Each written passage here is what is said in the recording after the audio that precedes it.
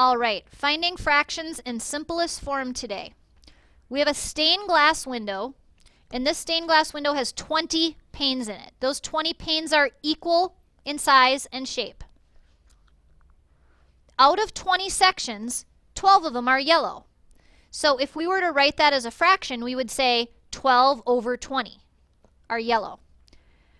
Now, if you looked at this picture, you're also going to notice that these panes are set up in 5 rows. Out of those 5 rows, 3 of those rows are yellow. So another way to say this would be 3/5. That's right. So 12 over 20 is the same thing as 3/5. So what fraction of the stained glass window isn't yellow? What's one way to say it, Will? 2/5. A different way to say that would be 8/20. That's right, equal fractions. So a fraction that we put in simplest form means that the numerator and the denominator have no factor that could go into them except the number 1. So when we look at 12/20, we think to ourselves, what could I divide 12 and 20 by, other than the number 1? We always want to start looking at the numerator and see if it'll work, because that's going to make our life a lot easier. 12 could be divided by 12. Could we take 20 divided by 12? No. So what would be a number that would work for both of them? Dathan? 4. We could divide both of them by 4. You're right.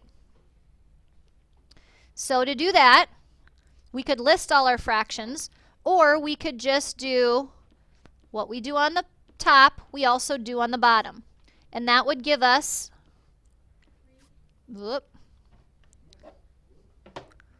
3/5. That's right. I'm ignoring what else they put up there. So let's take a look at some examples together on the board here. 16 over 32. Shut yours and put it away, and you will not be using yours today, Aiden.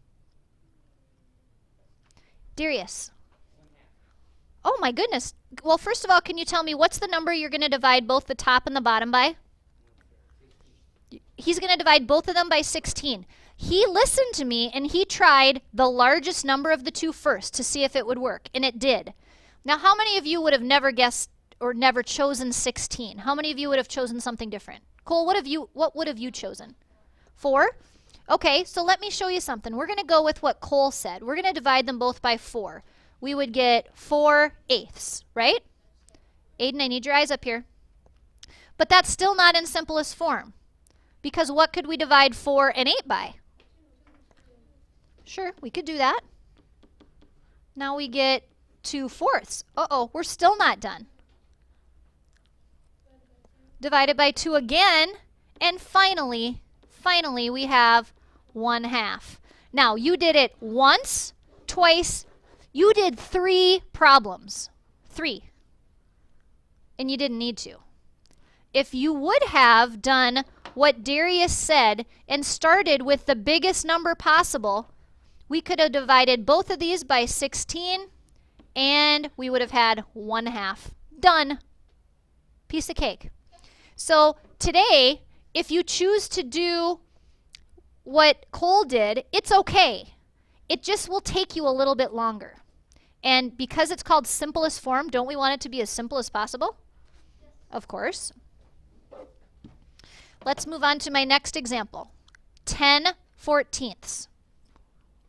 How many of you can think of a number that we could divide both 10 and 14 by? Well, let's start with the 10. 10 divided by 10 would work. Could we take 14 divided by 10? No. So we have to think of something smaller than 10. Oh, let's see. Anybody? Aaron. 2 would work.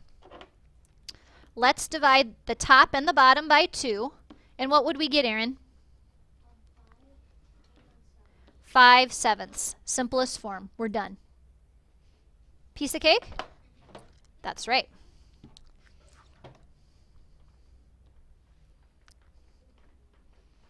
What could we divide both the top and the bottom by?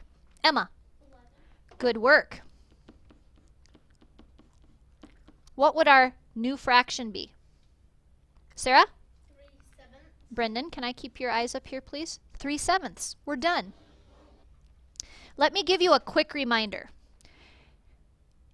One way to know if a fraction's in simplest form is to think, okay, is there anything other than 1 that I could divide it by? But I will tell you that there are a couple other hints.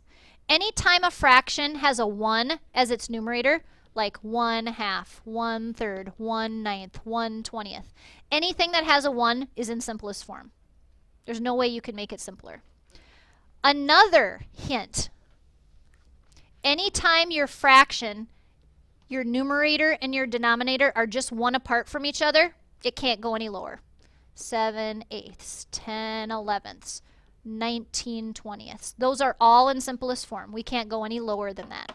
So try to remember that. Keep that in mind today. Last example from me. Well, always start with the bigger, 16. 16 divided by 16 will work. 20 divided by 16 will not. So what could we use? Cole? 4. The rule is what you do to the bottom, you also do to the top. And that gives you what, Alexis?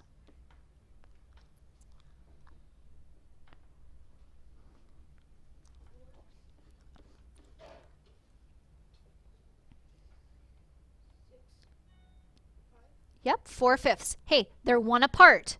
So we know it's in simplest form, right? All right, I'd like you guys to pull out your iPad.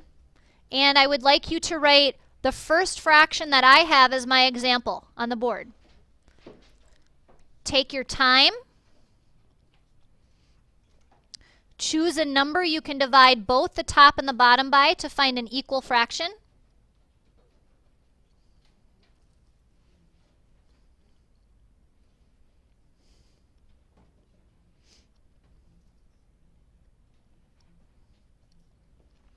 Who would like to help me here? Sam.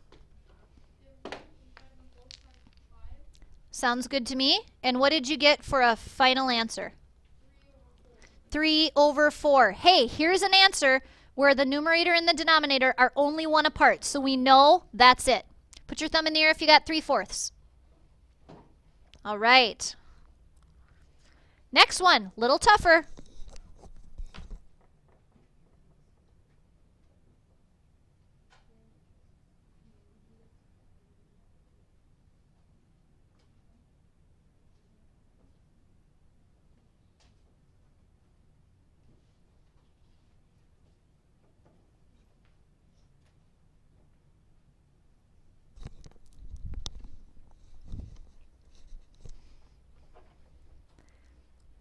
I'm wondering if I stumped some of you.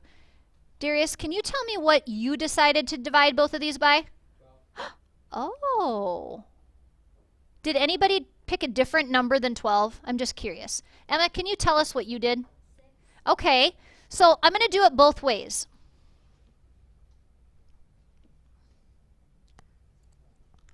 Well, what in the world? I don't know what I did there. Got to give me a second. I must have accidentally bumped something.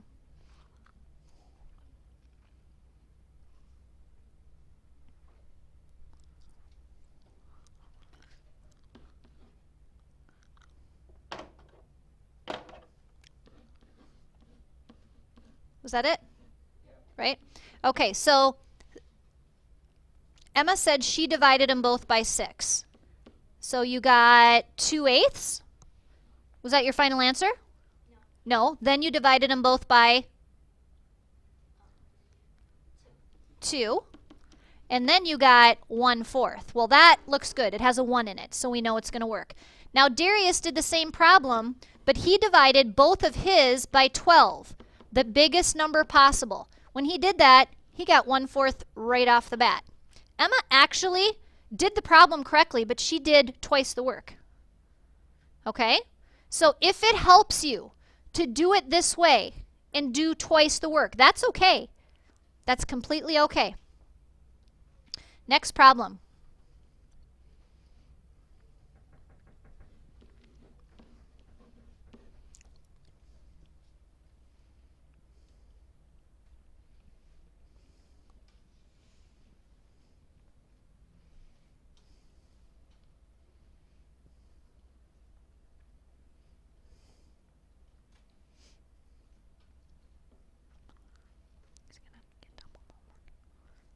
All right, who wants to share with me what did you divide both the top and the bottom by? Aiden? Kiara? 3 works. And you got for an answer? 6/7. These are 1 apart, so we know it's in simplest form. Good work. Put your thumb in the air if you got that one right. Does anybody need more time than what I'm giving you? Okay. Next one.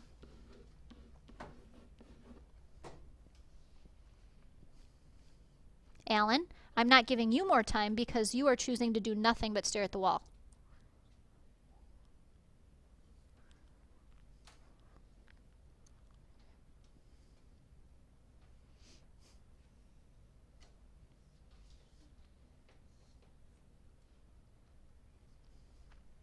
America, what did you divide both of those by?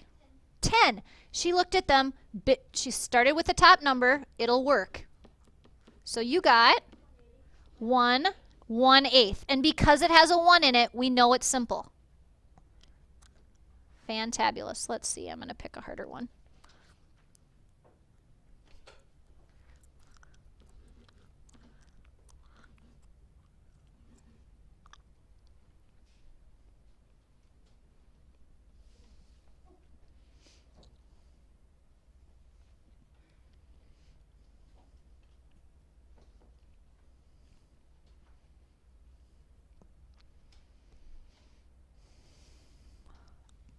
Dathan, what did you choose?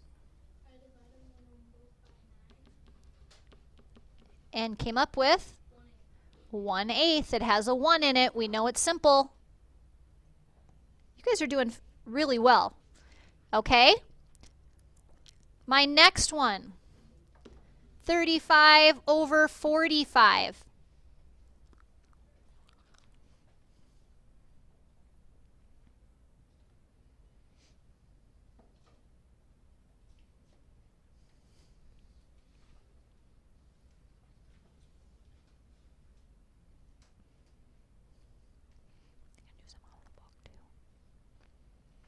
Aaron, can you tell me what you did? Divided both by 5 and got 7/9. Looks great. Okay, one last challenge before we start your assignment. Sound good? Let me try to stump you here.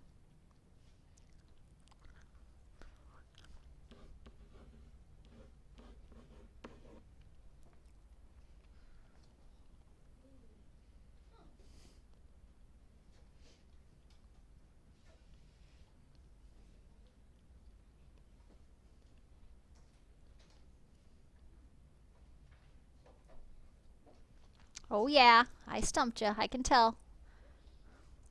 You're looking at me with those blank stares. I hate it when that happens. Is there any genius in here who came up with a number we could divide both 12 and 100 by? Aaron Lingen?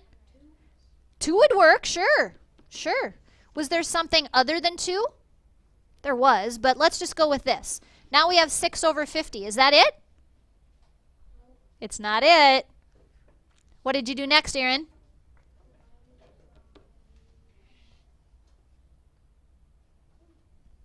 Go ahead, girls. What else could we divide this by? 2 again. So then we have 3/25. Now we're done. If you would have started with a 4, then you would have gotten 3/25 right away. Uh-huh. 4 goes into both of these. Yes, it does. All right. I'd like you to put that away for now.